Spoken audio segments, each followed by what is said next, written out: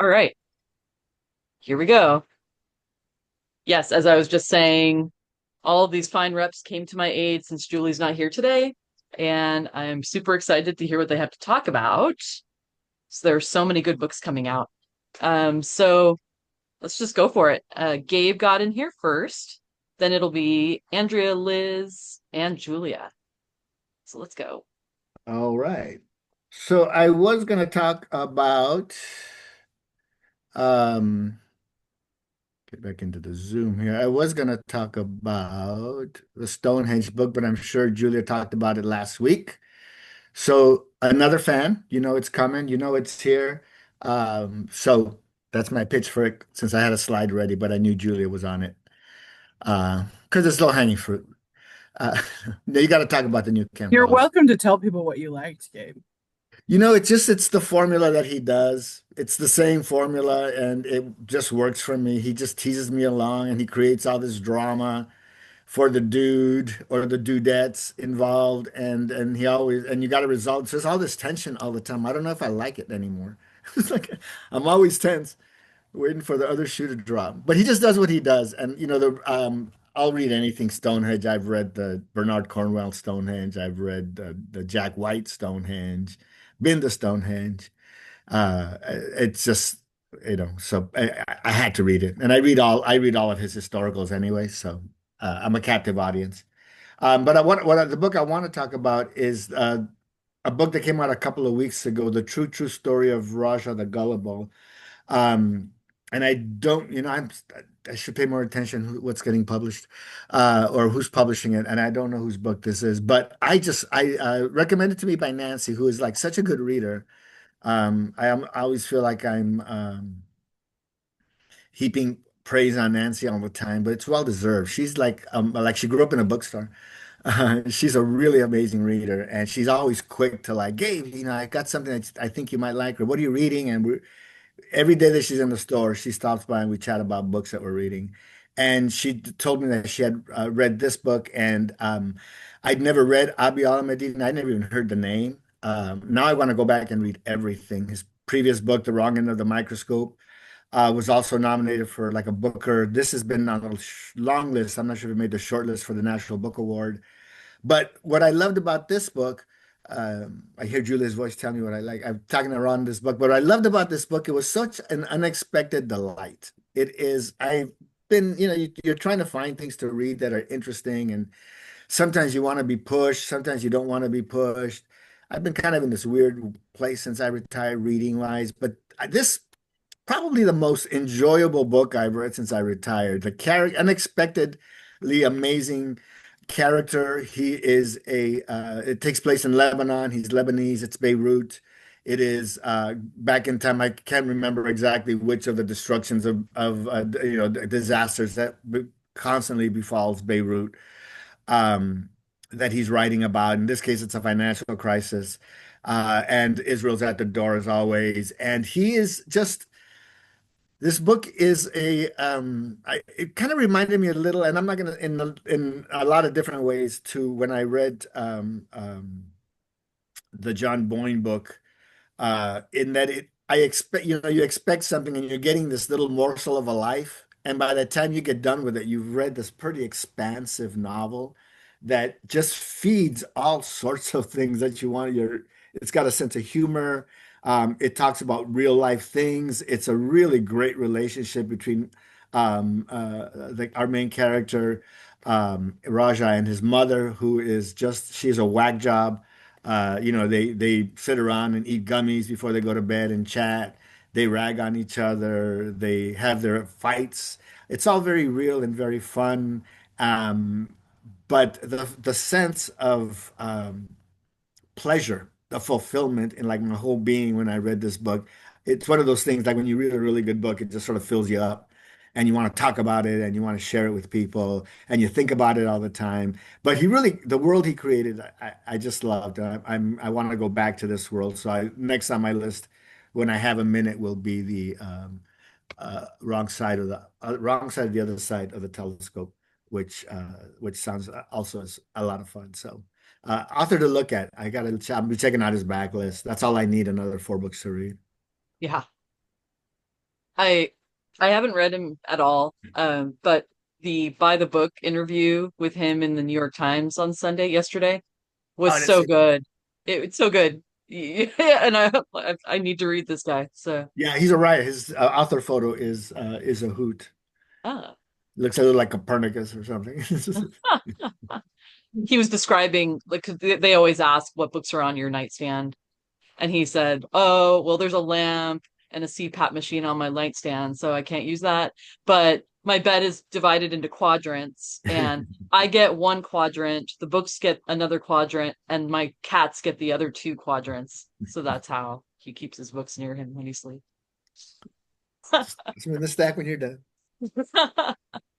Cats. Okay, Andrea. Finally, I get to talk about Heart the Aha. Lover by beloved writer Lily King. This is it's out tomorrow, but it's in Warwick's right now, and Warwick's has um I think 20 signed cartons, something like that. So that's exciting. Wait, Um, cartons or copies? I mean, I'm sorry. Okay, I was gonna say we're going big on this one. I would have been very excited to sell 20 signed Lily 10 King copy deserves cartons. it. Yeah, to you. But there's two 10 copy signed cartons, and so that's exciting. And so you don't have to rush down today, but I would call and put one aside, or a couple of sides aside, if you'd like to share the love with one of your reader friends on a Zoom meeting with Lily King that before with the reps before we went out to talk about this with booksellers at sales conference meetings. Um, she said that empathy, human connection, and love are what will save us. And boy, we can all use a little bit of those three things right now. And this novel beautifully navigates through and around these notions. Um, it's set in an East Coast university, and it starts off with a bad date with a smart guy from a 17th century lit class. And it basically, that bad date alters the course of our protagonist's life. Um, and this book acts as a prequel and a sequel to Lily King's national bestseller, Writers and Lovers, which was her previous title, that did extremely well for the indies, including Warwick's. So it's intricately written. It's got not everybody can pull that off, a prequel and a sequel, right? Um, so it's beautifully written. It explores growing up, growing older, falling in and out of love. Um, and it's just written with so much heart and wisdom. And she's done it again. She's been a house author for Grove basically since I've been working for Publishers Group West, a good 27, is it 27 years now? Yeah, I think so. And so it's been nice to see her arc as a writer.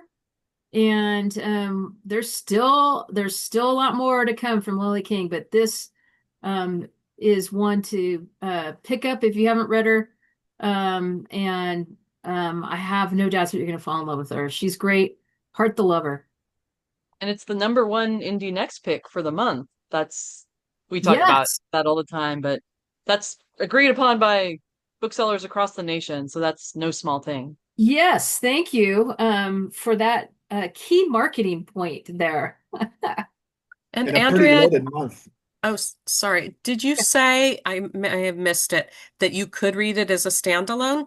Yeah, you can read it as a standalone, but there's a lot of little Easter eggs in there for the Lily King fans who love her books, especially the last one, Writers and Lovers. So Yeah, I've been hearing people talk about this or her recently. It's been percolating. yeah, this is a good one.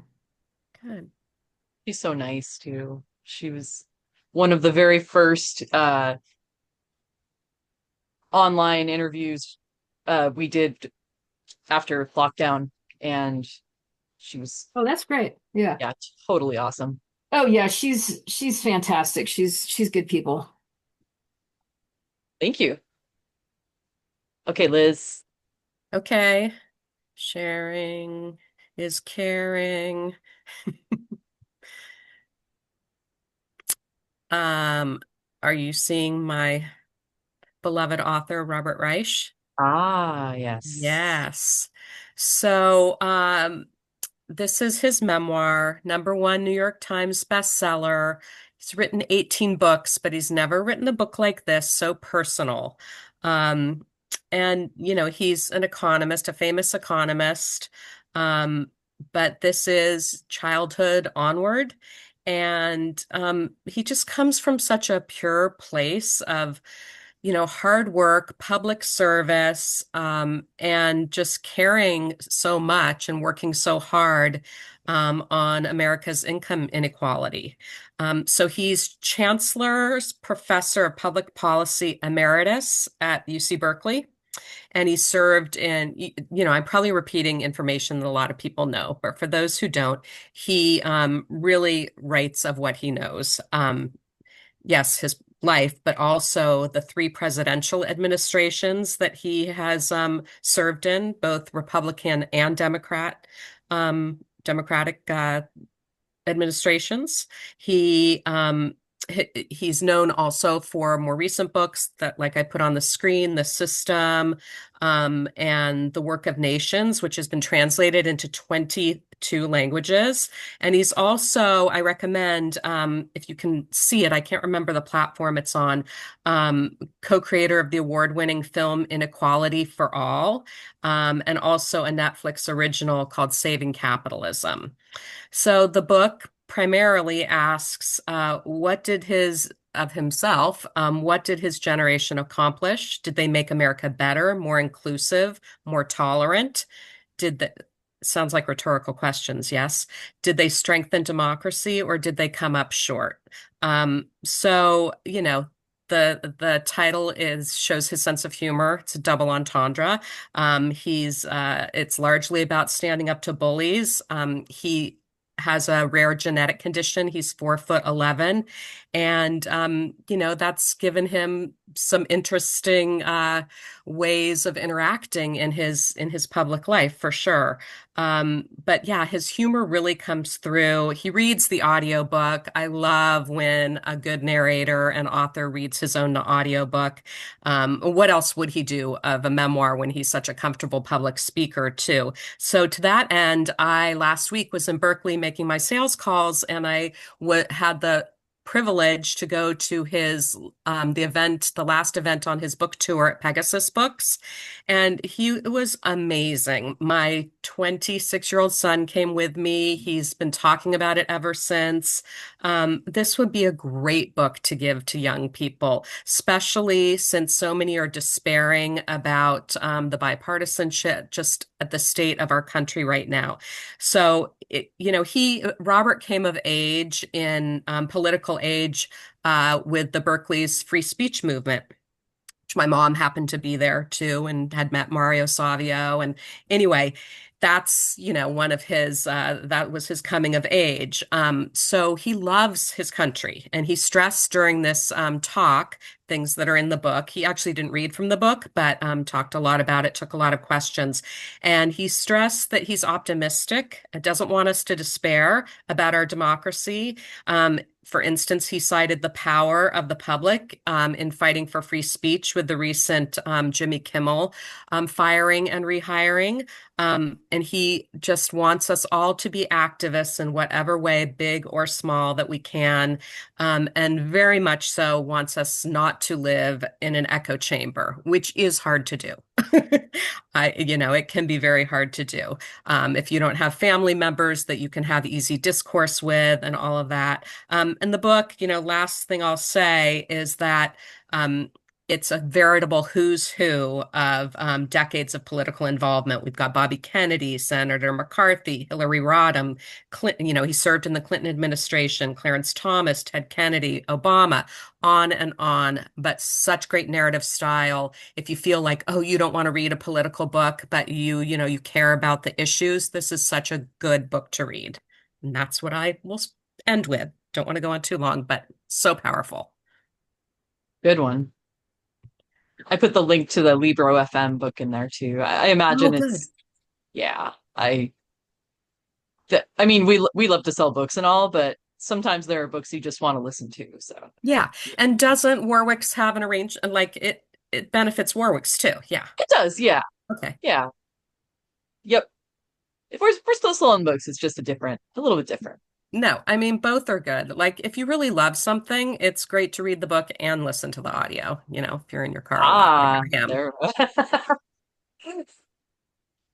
That's interesting. Thank you. How cool that you got to go to the event with your kid too. Oh, it was so great. Yeah. The kids are all right. They are. Aw. Okay, Julia.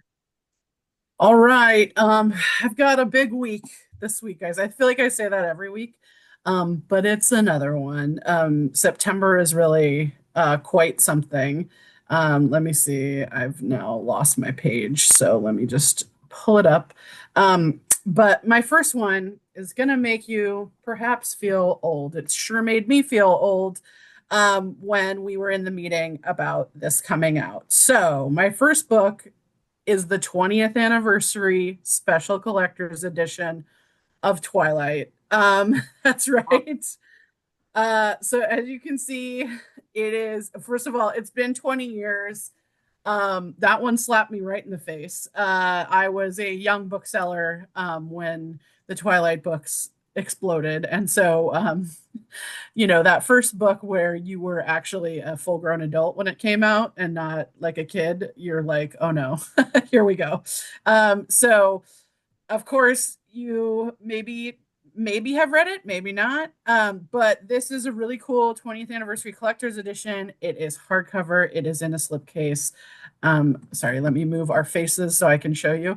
And it is, so like with this, it's like this old Victorian sprayed edge. So when you like tilt the book to one side, it's Bella, and to the other side, it's Edward. Wow. Yeah. I mean, it's pretty good. It's got the ribbon bookmark. It's got the great end papers.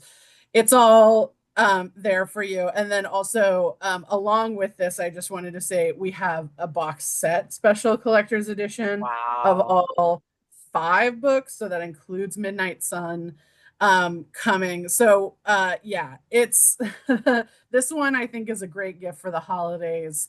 The box set, you will not be able to buy the books individually done like this. So it will be a special edition for just the box set. You can see the sprayed edges.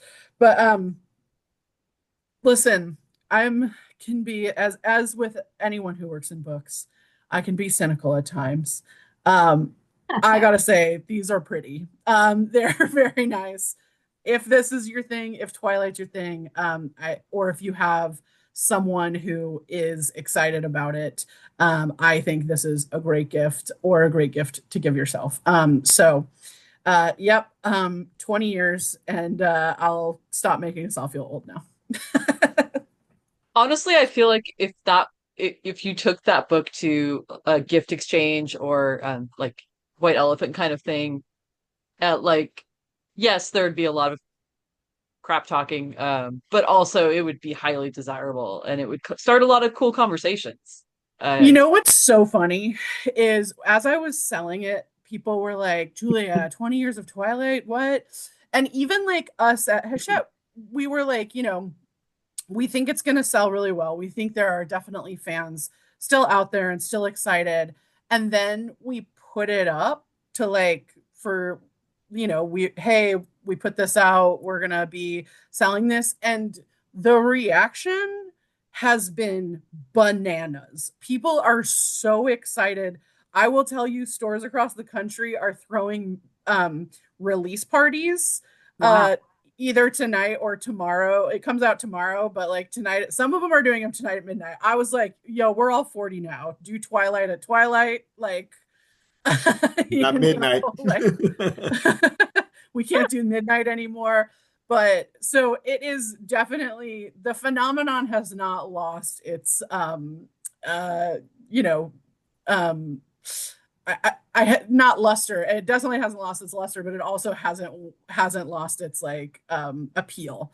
Yeah. So yeah, it's gorgeous. And I think like a whole new generation of kids has like discovered the movies and the books. I've been seeing a lot of reorders of the titles on all of my stores restock reports. So yeah, so Twilight, vampires are back, baby. Hopefully it's not a recession indicator. Hmm. Yeah. Cool. All right, Gabe, back to you. Back to more. All right, so I'm going to discuss a book called A Murder in Paris. The author um, is Matthew Blake, who wrote a book a couple years ago, year and a half ago, called Anna O, which was about a young woman who in her sleep murders somebody, and then she sort of goes into this coma and nobody knows what happened there, etc. So it was international bestseller. Did pretty well in the States. I think he's a British author. Um, so he's got interesting concepts. His ideas are just a little forward thinking. This book is kind of a little bit of a throwback after that. This is a book about memory, and it is our main protagonist is Olivia Finn. She's a memory expert at a university hospital somewhere, and she gets a call one day that her grandmother has shown up at a police station and hotel something in Paris, and she's admitting to committing a murder back there at the end of World War II. Uh, Wow. and as they start doing some digging, they find out there actually was a murder back in this hotel right when this woman is saying it. So it is back and forth parallel plots from, back in the day to the war to today, explaining what went on. And he's got a good style. He's got a really interesting way of telling a story that's pretty straightforward, but he's got his stamp on it. So I think, for readers of it- if you like something like a Dan Brown, if you like Matthew Quirk, if you like just about any one of these what's his name, the guy who did uh, the expats, Chris, what's his name, who was an editor at Doubleday. He's got a new book out now. Anyway, I can't remember his name. But just straight up fun. You don't need to know a lot. You don't need to study a lot. You don't need to um, uh, all you do is open the pages and you start going through it. You're in Paris. You're in this great setting, and the back and forth is really well done. And I like a parallel plot. I like historical fiction. I like World War II still works. So I think you can pitch it to your World War II readers. There's a lot of that stuff still out there working. But anybody who likes a good suspense story, this will fit right in. Fun, just fun. Great. Sounds There are a good. couple of guesses in the chat about which author you were talking about. Uh, Matthew Blake. Oh, Chris, I think it is Chris Pavone. Oh, Chris Pavone. Okay. Yes, Chris Pavone. Thank you. I should remember that. Beth and I Yes, were trying to guess, Yes, but thank I you. got it wrong and she got it kind of right. Yeah. Chris Pavone is somebody who I read his first book and was like, he's not that great a writer. And I kind of didn't go back to him. But then Deborah read one and she goes, that's really quite good. So I went and read the second book and was like, it was a lot better than the first. The first one was good enough to keep reading, but the second one was really good. And the third one was really good. So I'm always looking forward to, I like those fun, light. There's a lightness to those books. This is a little bit heavier, but those are lighter and they're just a fun romp. To show you where my mind is, I saw Beth's guess and I thought provolone. Like we're talking about cheese. Always thinking about cheese. Okay, Andrea. I too think about cheese. Um, but we're going to talk about poetry. This Ooh, is the Ada Limon. latest. Oh, yeah. Oh, I just bought it. It's so beautiful. Excellent. Well, yes, it's great. Startlement, new and selected poems from Ada Limon, who just wrapped up her residency as the United States Poet Laureate.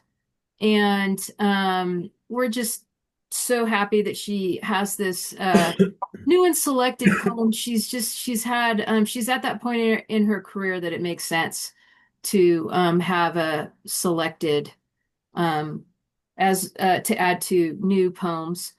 Her last book of poetry, this is really startling to me. I'm sorry that I just used that word since the title is startlement, but it is startling that Little Small Bit Mighty Milkweed Editions has sold over 60,000 Oh, copies of the last hardcover that she wrote. Um, The Hurting Kind. That's a lot for a small um, nonprofit publisher from the Twin Cities. So, hurrah! That's great. It's nice to know that there's that many people reading poetry still. So that's a win for everyone. And what can I say? I just she's very accessible, but also original.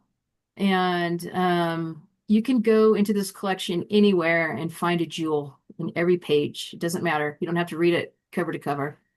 But we're very excited to have this on the list. It's going to be a great gift for the poetry lover in your life.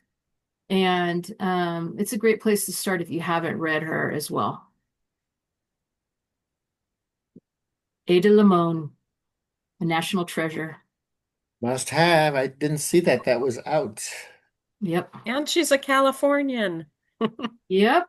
She's a Californian, but she was living with her partner. I don't think that they're married, but in another state, but she's just moved back, so it's nice that hopefully she's so busy right now, but I'm just hoping that she'll start doing more tours on the West Coast. So I opened this up earlier randomly and I want to read a snippet of the poem I opened to. right Sorry, on. y'all. How to triumph like a girl. I like the lady horses best. How they make it all look easy. Like running 40 miles per hour is as fun as taking a nap or grass. I like their lady horse swagger after winning. Ears up, girls, ears up. But mainly, let's be honest, I like that they're ladies. As if this big, dangerous animal is also a part of me, that somewhere inside the delicate skin of my body, there pumps an 8-pound female horse heart, giant with power, heavy with blood. I love Wow. how that takes such a turn. It's like, yeah, I'm a horse girl. Horses are awesome. And then, oh, You're good. You're a horse, good poetry reader. horsepower. Oh, thanks. I mean, it's easy with her. Like, Mhm. it's also good. She really is amazing. It's just a joy to have her on the list. And it's a collection over 20 years of 20 her years. career. So it's Yeah. like cream of the crop stuff. Yeah. It's the And I right know time. a lot of people invoke Mary Oliver when they talk about how accessible she is, but Mary Oliver's no longer with us, and we need somebody like that that's just so universal and like the academics like her, the Instagram poets like it. She Yeah. reaches all the communities. Yeah. I mean, Vanity Fair says that she's a bright light in a dark time, and it's really true for a lot of different communities, like you were saying. Mhm. Totally. She's not that kid poet anymore. I always think of her as like the new kid on the block. It's been 20 years. Yeah, I It's know. like, gosh, she's such a good poet and she's so young. It's just like, well, she's got some years under her belt. But amazing poet. Yep. We love her. All right, Liz. Okay. So my next book um is the new fabulous let's get it up here. Ian McEwan novel, which I think you're selling quite steadily. This is so it's been a few years. I've never sold an Ian McEwan book before, but certainly love Atonement, and this will please people that loved Atonement. It's speculative fiction, set 100 years in the future in a drowned world. And then it looks back to 2014, and the beginning of the climate collapse. So yes, it's got that, sort of dystopian drowned world aspect, but the characters are just great. The relationships, it opens on a birthday party, because one of the pivotal plot points in this is that there's a lost poem that our protagonist has written for his wife's birthday party. It may or may not exist, and it's sort of the central point of this book is this poem. So I thought that was super interesting. So scholars in the future, the 22nd century, are contemplating their past, which is our present. And so much depends on the discovery of this poem, as I said. They refer to the drowned world as the great inundation that transformed the face of the earth. The reviews for this are totally rave. I thought that the headline of the New Yorker review kind of encapsulated it well. It says Ian McEwan casts the climate crisis as a story of adultery. And there is adultery in the book, yes. And Ian McEwan says of this book, he wrote this, I think, on Instagram or something, but I thought it was really great to hear from the author himself, his intention and his ambition. And he says, my ambition in this novel was to let the past, present, and future address each other across the barriers of time. I've written a novel about a quest, a crime, revenge, fame, a tangled love affair, mental illness, love of nature and poetry, and how through all natural and self-inflicted catastrophes, we have the knack of surviving. So that's my tie-in with the with the Robert Reich book. We have the knack of surviving. So it's beautiful. I think the cover is absolutely gorgeous. And yeah, please pick it up. What We Can Know. Good gift too. Oops. Sounds like it might be of a cloth. Is that the expression with Cloud Cuckoo Land, maybe, if Oh, like that idea of well, transcending the ages. yeah, and we had another book about a drowned world. So if you're looking for display ideas, and I know Warwick's is great at your Oh, display themes, that's a think great of the idea. drowned world. Bring I never bring your outgrew. oxygen tank. Yeah, I never outgrew being fascinated by Atlantis for sure. I was that Yeah. kid with the time life, like secrets of the universe, mysteries of Hmm. the world kind of books. That Yep. looks beautiful. Thank you. You're welcome. Okay, Julia. Okie doke. My next one is a sequel to a beloved middle grade book that came out last year. Oh, This is the second in Kate McKinnon's Millicent Quibb School of Etiquette for Young Ladies of Mad Science series. This is called Secrets of the Purple Pearl, and it is number 2 in the series. So, to remind you, first of all, if you have a weird kid in your life, a kid who likes weird things, which so many of them are, um, let me just tell you that Kate McKinnon is the master of weird kid lit. This one got a starred book list review, and it is it is, you can see some of the marketing material of More Secrets, More Science, Less Sense. Oops.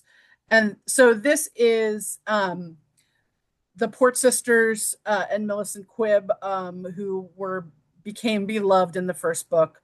They come back. This is about a summer vacation event, and this is, again, just one of the most fun books about this school uh, for young ladies of mad science and these three sisters who get sent there. The woman who runs it is a sort of mysterious woman named Millicent Quibb. And this one takes place, like I said, in the summertime in an aquarium.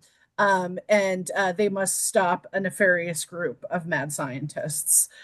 So this is for younger readers. It's middle grade, so it's not early readers, but like junior high, low high school sort of chapter book reading. It's delightful, honestly. If you're an adult who needs a little bit of an escape, this one's fun too.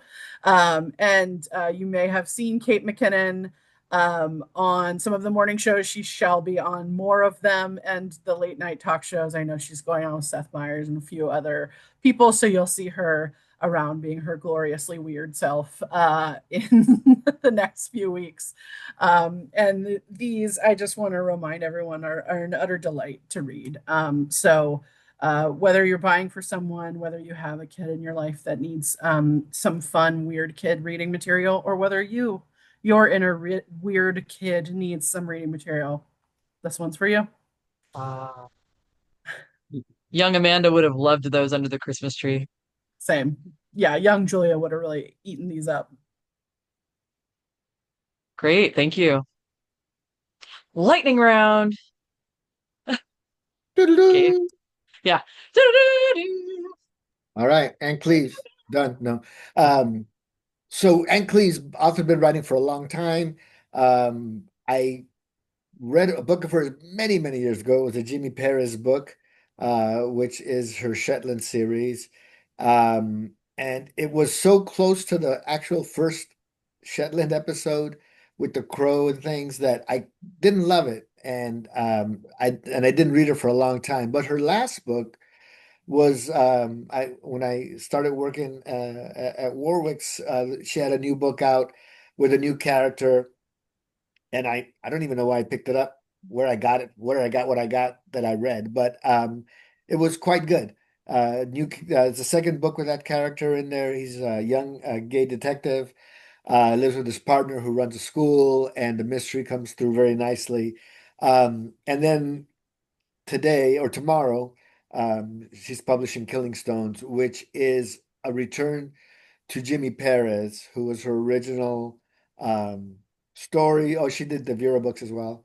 So she goes back to Jimmy Perez and who she retired from Shetland. And if you keep up with the TV show, he left last season, and they brought in a new detective for the last two seasons.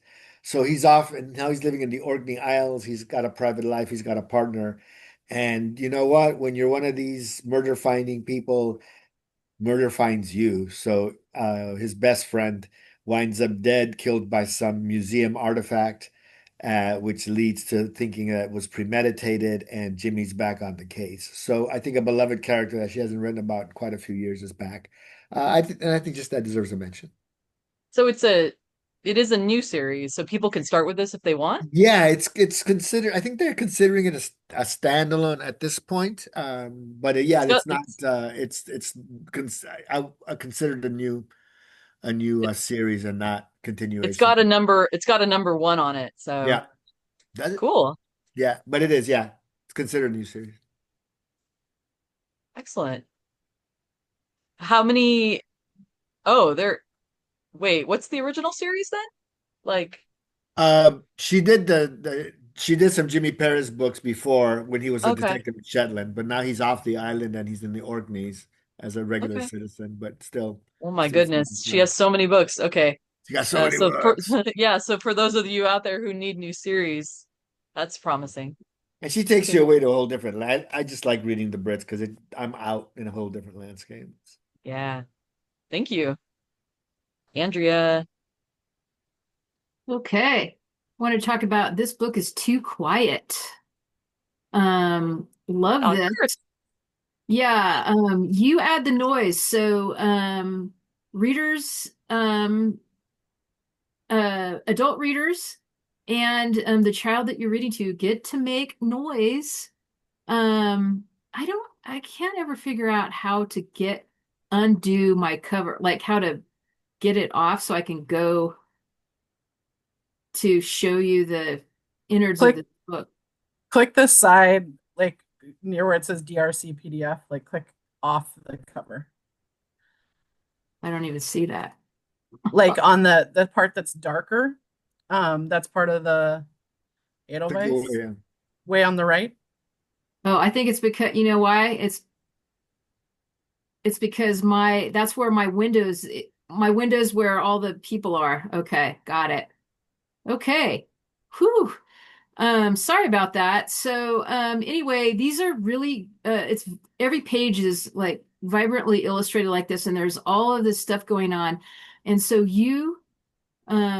the reader, the adult reader and the child get to make all of these sounds on the page. And each page tells a different story, which I love. So, and it's really a lot of fun. And I also think that the art is outstanding. So look at this. It's great. And it's going to be a lot of fun, a lot of laughing. And my colleagues and I received a lot of great early attention from booksellers for this. I had a copy to show people, and that really helped to explain what it is. And this is a winner. It's been out for, let me see here. It published September 16th, and there's been some sales already at Warwick. So, but there's still stock there, and I just think this is going to be a winner for anybody who has a kid in their life, and it's just a fun way to share the reading process. So, love it. I think that's considered concrete poetry, right? The when the text is in shapes that Yeah, represent what the words are. Like yeah, yeah. anyway. Indeed, it is. It is definitely word art for sure. Yeah, very cool. Yeah. Thank you. Yep. Okay, Liz. Okay, my lightning round is a collection of short stories. Let's get there.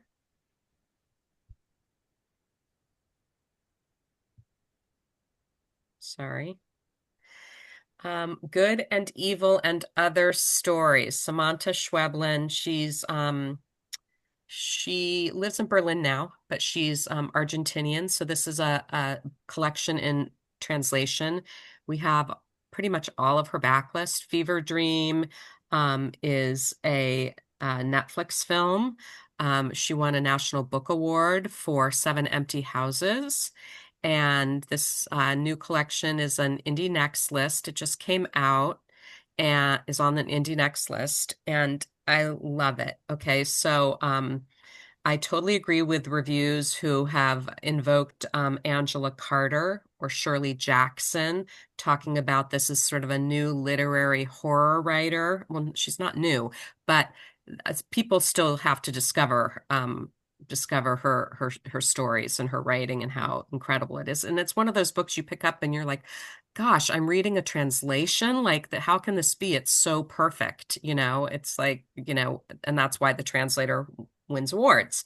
So the characters here find themselves in all sorts of kind of points of no return, impending tragedy. They're vulnerable, profoundly human, and become, trapped in these uncanny situations. So the opening story, I'll just tell briefly about the opening story. And Julia's already heard this because I presented it already on another Rep Picks, but I love it so. And the opening story is about a couple. They're maybe on vacation. Anyway, their toddler swallows a battery. Oh. And yes. And I don't want to get, it's a short story, so it's not a novel where I feel terribly guilty about giving it away.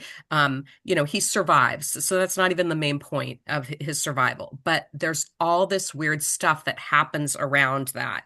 And estrangement, divorce, a weird, eerie person at the gas station that when they were rushing him to the hospital, they had to call at the gas station, and somebody there is like calling them years in the future. It's so interesting. It all works really tightly constructed. And her editor is one of my favorite editors at Knopf, John Freeman, who also like runs the California Book Club, and he's got his hands in lots of things. He's also a big poetry lover and a poet. Anyway, John Freeman says that this book, because it's hard to talk about a short story collection, you don't want to tell the plot of every single short story and to convince you how good it is. But just think about these big themes that John talks about: guilt, grief, broken relationships that permeate this collection.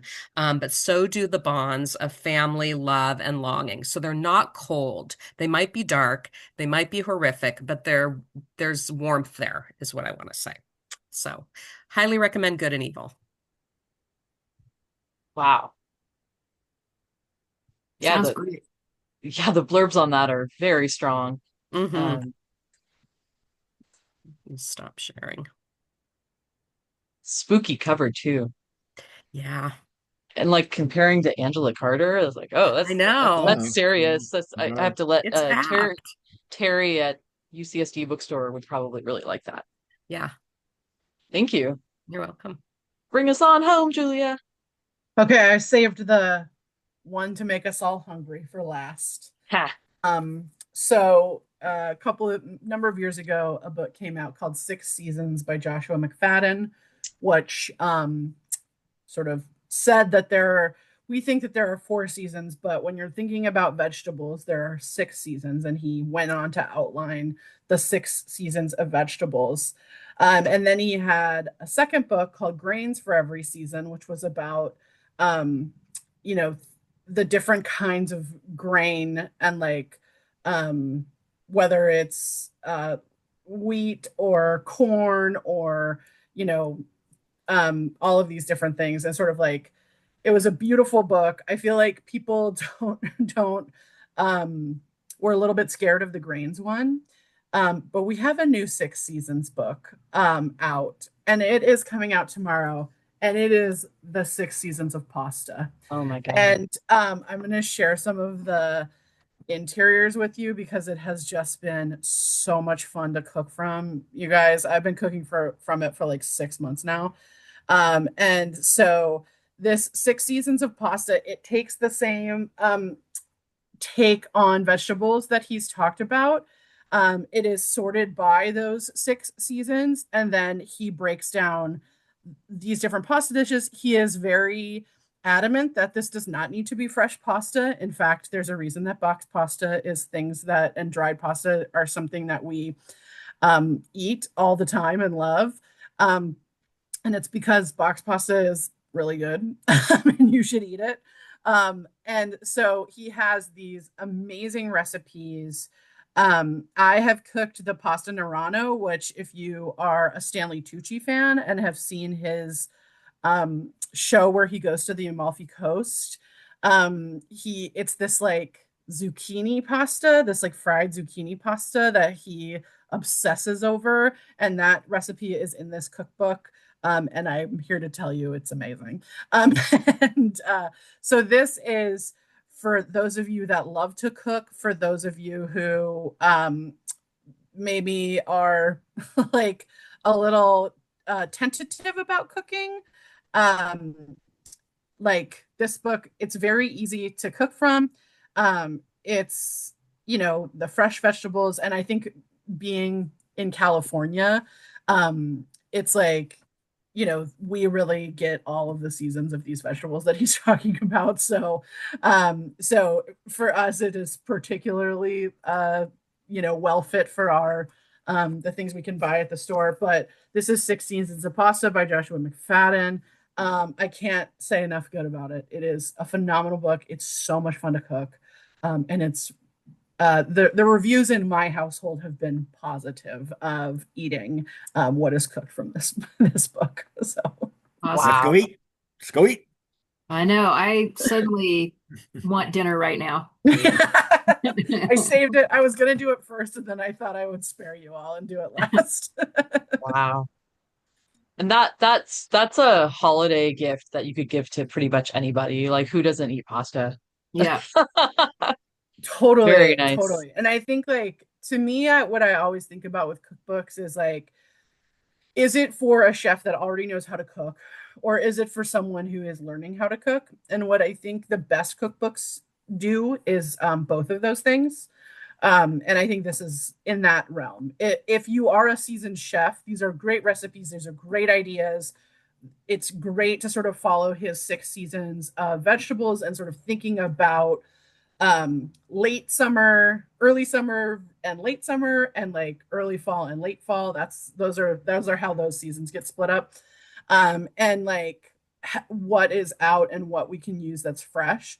But then also, if you're new to cooking, this is a great way to sort of build those flavor profiles, build how it's easy because it's not like you're making the pasta. So it's really easy. A lot of it is just chopping vegetables, using good meat, using good cheese, that kind of stuff. So it's great. Beautiful. Thank Yep. you. Sure thing. All right. I thank you all so much. What a bunch of everything. Like there's everything in this tea time. If anyone's local and you're into the dark academia, Mona Awad this Thursday, come on down to USD. It's going to be amazing. Margaret Atwood has called her literary heir, so you know it's going to be good. Wow. And High yeah, praise. That's high she, praise from a master right there. yeah, I mean, she has literally dubbed her heir, so it's pretty major. And we have a bunch of virtual events too. I hope you can join our virtual events. We have 2 this week. And that's the Amy Runyon and Patricia Cornwell with Dan Aykroyd. Oh, And then next week, Madeline Martin, the humorist Gina Barreca, who is awesome and hilarious, and Julia Kelly on Saturday coming in from England via Zoom at 10 a.m. So there's a bunch of good stuff. I'll put it all in the tea time email tomorrow. And yeah. I saw a meme earlier and it was talking about how it's less a to be read pile and more an art installation on the passage of time. And that's how I feel about my to be read piles, especially after tea time. I just can't get to them all, but I'm glad we have you all to guide us through the labyrinth of books that are available to us. So thank you. thanks And for thank you all for having us. tuning in. And Bye. Well, see you next week. Happy pasta eating. Yeah, going to find pasta right now.